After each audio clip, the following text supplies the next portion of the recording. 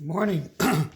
John Gilkison here for the Aero Stealth Chronicles. It is Tuesday, March 3rd, I believe. Of course, I still have a calendar on February. That's a hoot. I want to continue with part 2 of our stealth trailering. Yesterday I covered a lot of the physical parameters for reducing the coefficient of drag of trailers and tow vehicle trailer combinations, and I want to continue along with that, but a little diversion here.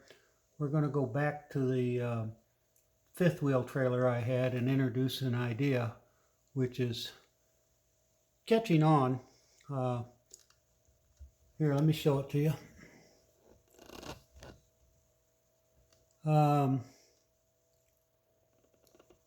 So this is a fifth wheel trailer rig. As I pointed out yesterday, it would have gap closures right here and here, and it had a paneled in underbelly and a sloping roof line, which makes this trailer for its size more aerodynamic than a regular trailer that you tow. Even a smaller trailer, it could be more fuel efficient than a smaller trailer. And the addition of a boat tail on the back, we could reduce the fuel consumption by another 5% approximately. However, an idea I came up with, and like any good idea, others are thinking of it independently, is that there's no reason a trailer like this couldn't have its own electric drive system for at least one set of wheels. Be nice if it was both. But let's say you had a 30 kilowatt hour battery pack like you'd have in a Nissan Leaf or something in the vehicle. And the electric drive would assist the tow vehicle. In other words, when you started from a standing stop, it would help you get up to speed. It would help you climb grades. Regenerative braking would help you brake. It would offer stability control. And when you got to your destination, your RV would have standalone power. Let's say you'd reserve at least 10 kilowatt hours of that power for sure, and possibly more. And you'd be able to camp out for a couple days with no shore power. So Airstream Corporation's working on this right now. And also this idea was introduced in Germany at a trade show. So I see it's coming. Now, there's no reason this couldn't be done for box trailers. You might not need as big a battery pack for a box trailer, obviously, because you're not camping out in the thing, but it could definitely reduce the amount of energy the tow vehicle would need just by reducing its peak power needs. Now, the way this might work is it might be sensors in the tow hitch itself, which would tell the electric motors how much power to add, and it would be in communications with the tow vehicle. It wouldn't matter whether the tow vehicle is gas or electric. This could be done. So anyway, I want to throw that out there. It's in my book, Tacopia 4, where I introduced the idea a couple years ago. So you might look for that on Amazon. Tacopia 4 by John Gilkison. Okay. Towing scenarios for a Tesla Model X. And here's a hypothetical gooseneck trailer for a Tesla Model X. I'm kind of skeptical. I don't see with the way that the car is built how such a thing could work. But it's just proof of concept. This would be your best situation because, again, you've got a gap closure and It's low to the ground. So this would be best. An Airstream trailer towing would be good. This is actually my old trailer, Apex, which I don't have anymore, but Phil likes it. He's got it in his drawing sets and so forth, and so he uses it. When I went from towing Apex with a Forerunner to towing it with a pickup truck, I lost MPGs just simply because of that gap closure problem. A lot of Model X owners tow a small Scamp-like trailer, and they get good results, although it definitely does reduce their range. And a more ideal situation is once the trailer gets below the profile of the vehicle, in other words, the air coming off of it can reattach here. It could still use a gap closure. And even so, a lot of these trailers, and this is a problem with trailers generally, is they tend to be up to about a foot wider than their tow vehicles. So the air comes along the side and slams into it. That's where a fairing could help. But I used to have a pop-up camper, and I towed it with a Highlander back in 2005 through 2009 or so, and I got good results. I had very little impact on gasoline mileage and range. This is a U.S. patent for a small aerodynamic trailer in 1956. You'll note the taper at the back and how the wheels are tucked in, and this is good. You could have a net negative CD towing such a trailer.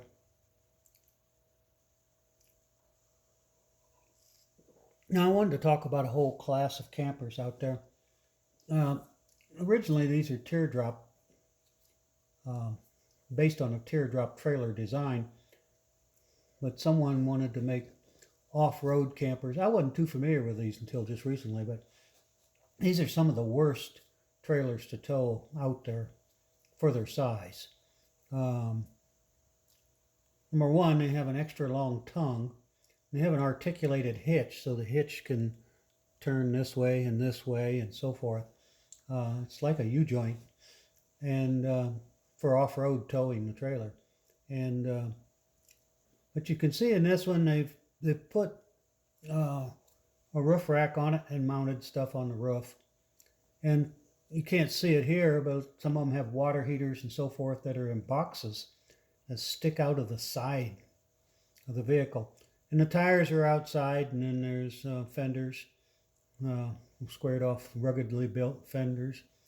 And then here's your spare tire in front. And again, a gap closure here would help this trailer tremendously. And then getting rid of the excrescences on the roof. And the water heater sticking out the side of the trailer on the other side needs to go. They would do a little better. One of my arguments with someone about these trailers was people who would tend to buy such a trailer may not be what you'd consider greenies or environmentalists, but still, if you're going to tow a trailer like this hundreds of miles out into a remote location, then you're going to go off-roading many dozens of miles, let's say, to get to a campsite. Would you want to tow a trailer that reduces your range by a third or half, especially when you're in remote areas where there's hardly any gas stations? You would think that the impact on MPGs and range would be a concern for owners of such trailers, and that they would rather buy a trailer that didn't do that as much. It's just my take on it.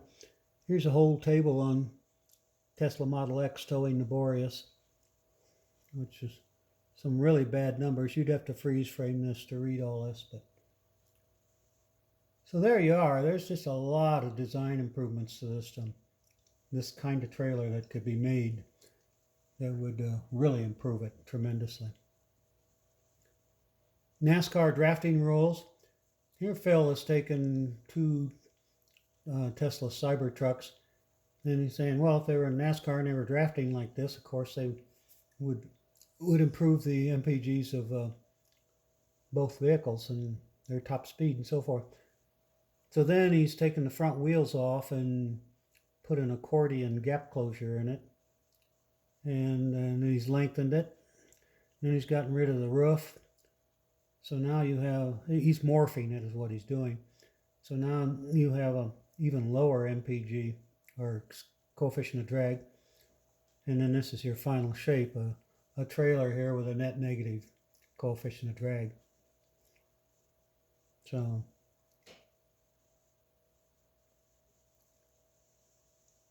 that's what I'm doing with this slide is revisiting the opening slide, which shows a trailer that lowers the coefficient of drag for both the tow vehicle trailer combination, and it's less than the tow vehicle has solo. In other words, if this Tesla gets 100 miles per gallon with the trailer, it's going to get 105 or 110 miles per gallon or whatever. I don't have any exact numbers for you, of course, but it would be a net negative CD. And you could even haul extra batteries in this thing, and you would have even extra range if this power could be supplied to the truck. So, or this could be one of your off-road camping trailers.